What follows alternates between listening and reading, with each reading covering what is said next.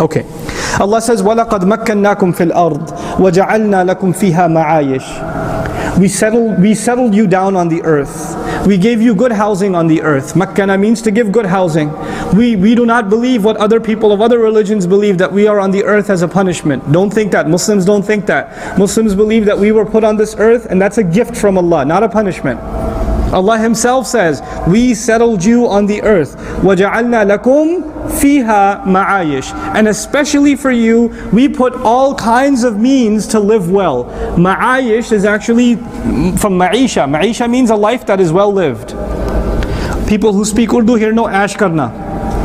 Bade aashon mein reh rahe hain. That's ma'ayish. Ma'ayish, it's Arabic word. So you know some Arabic without knowing that you know Arabic, right?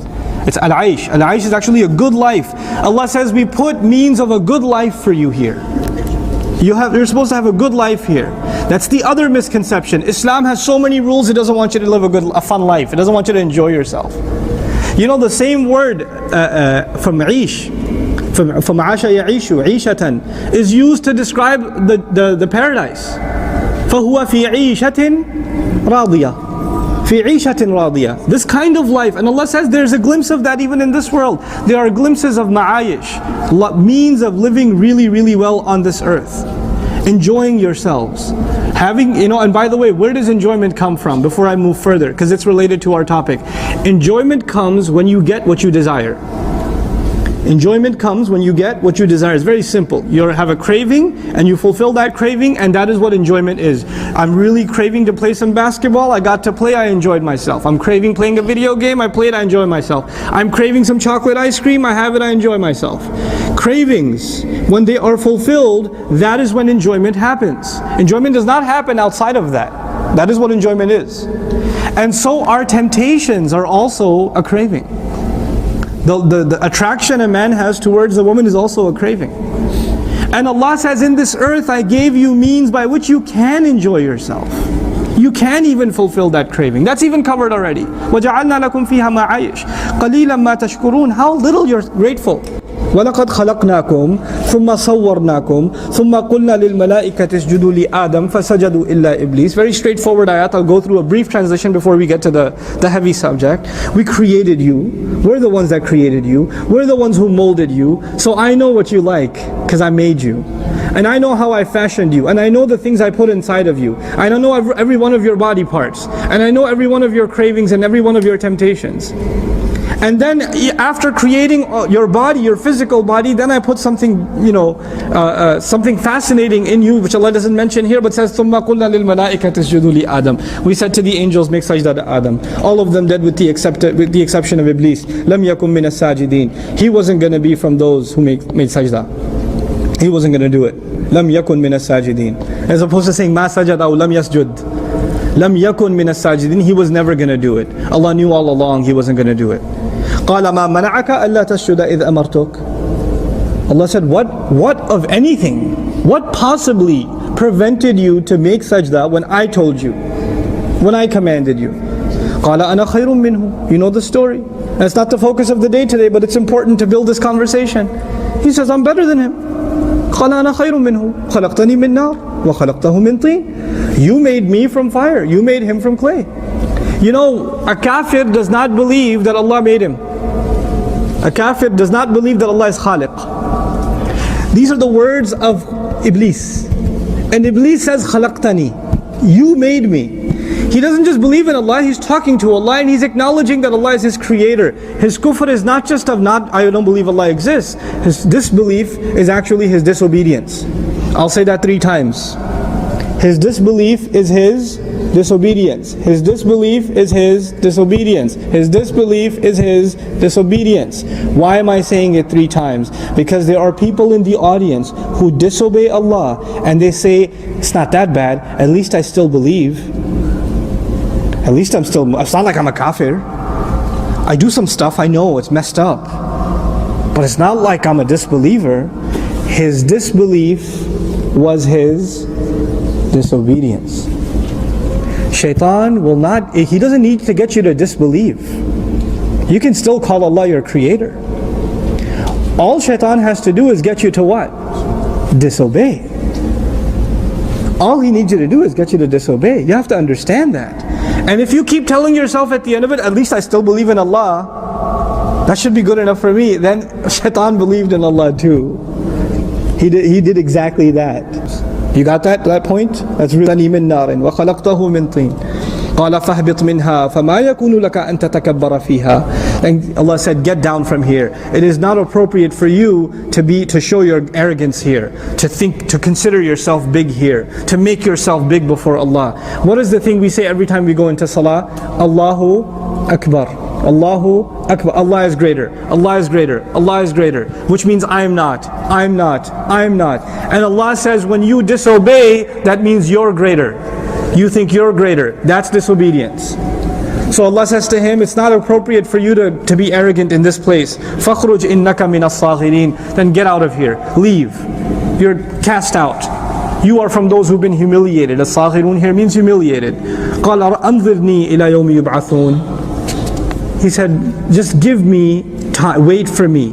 Allow me a little bit extra deadline until the day these people will be raised again. Until the day where human beings are going to be raised again.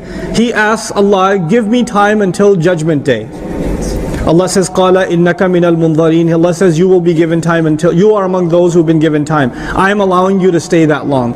Basically, he got in trouble with Allah because of us. In his mind, who does he blame? Us. You know, your two sisters in the house, not sisters in Islam, siblings. Your two sisters in the house, and you're both in the room, and one of them is on the phone, and the other one says, get off the phone, always talking on the phone. And then the other one puts it down and says, you can't tell me what to do. And they start fighting each other. And then one of them gets in trouble. I'm not going to tell you which one. One of them gets in trouble. Now she got in trouble with the parents, but who does she look at with these eyes that could shoot lasers?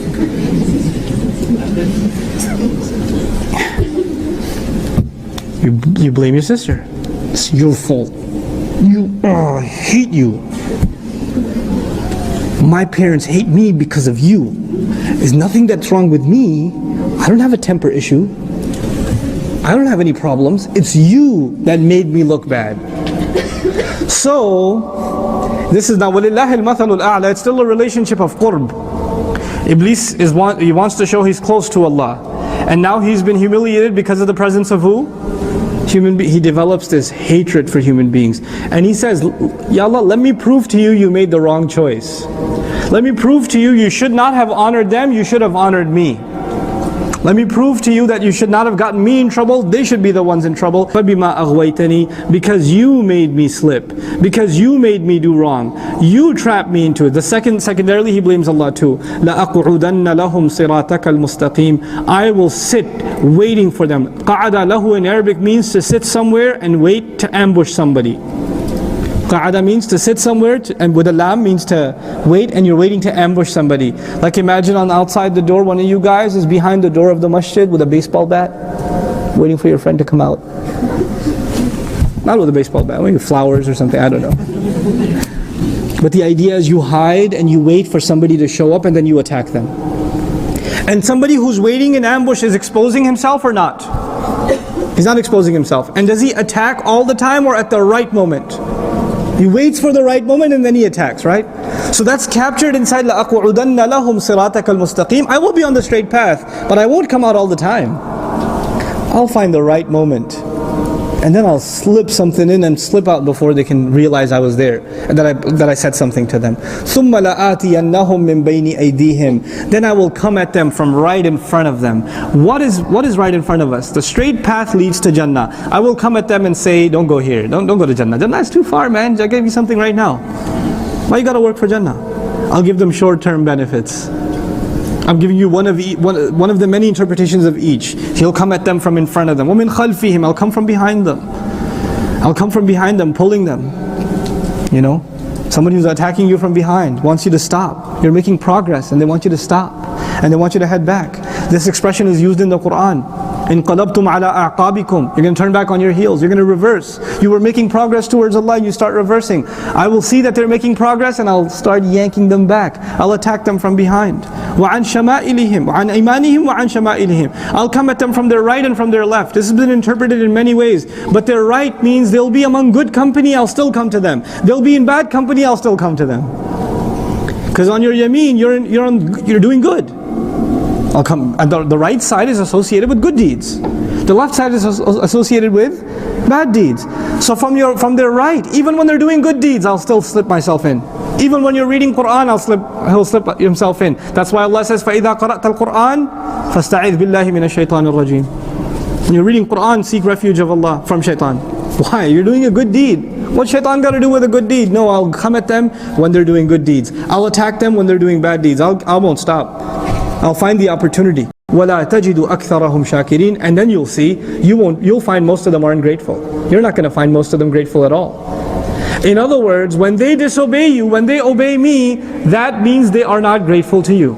Where did this passage begin? Allah said, we put you on the earth and we gave you lots of means to live well. Right? Remember that? How is the continuation of speech going here? Allah is teaching us, look, Allah asked us a few things that we shouldn't do. There are a few things we're not supposed to do. Most of what is on this earth is halal for us. How many meats are haram for us? You can count them. Compare that to what are the things that are halal for us? Uncountable. How many drinks are haram for us? Basically different variations of the same product, right? And how many kinds of drinks are halal for us? You can't count them. That's an uncountable amount. So the comparison between what Allah opened us for us to enjoy and the things Allah said, stay away from these things. There's no comparison. And you still go after the few things He told you not to do, then you are ungrateful. And Iblis says, look, the entire world you've opened for them and you've made halal for them, but the few things you've made haram, I'm going to make them do those. And you'll see they're not grateful. They don't appreciate all the things you did give them. They'll only want to go for the things that are forbidden on them. وَلَا تَجِدُ أَكْثَرَهُمْ شَاكِرِينَ قَالَ اخْرُجْ مِنْهَا مَذْءُومًا مَدْحُورًا. Get out of here. You're guilty. You're humiliated. And you're being cast away, pushed out, kicked out. لَمَنْ تَبِعَكَ مِنْهُمْ. Whoever follows you among them. Whoever follows you among them. Allah doesn't say whoever disbelieves in me. That's not a condition. We're a bigger target. Whoever follows you among them, لَأَمْلَأَنَّ جَهَنَّمَ مِنْكُمْ أَجْمَعِينَ. Not minhum ajma'in. I will fill hellfire, I swear to it, with all of you all together. He doesn't say all of them, He says all of you. This is actually لِلتَّوْعِيَةِ, to scare you, لِلتَّهْدِيد, to challenge you. The one reading Quran is like, wait, where did you come from? I thought Allah was going to say, I will fill hell with them. He says, I will fill hell with you. You're reading the book and all of a sudden it's pointing at you. It's pointing at you and me. What, me? Yeah, better not follow shaitan. Because the only way it's pointing at you is if you follow shaitan. So you get really terrified. Ya Allah, it's a means of terrifying. To go switch immediately to the second person.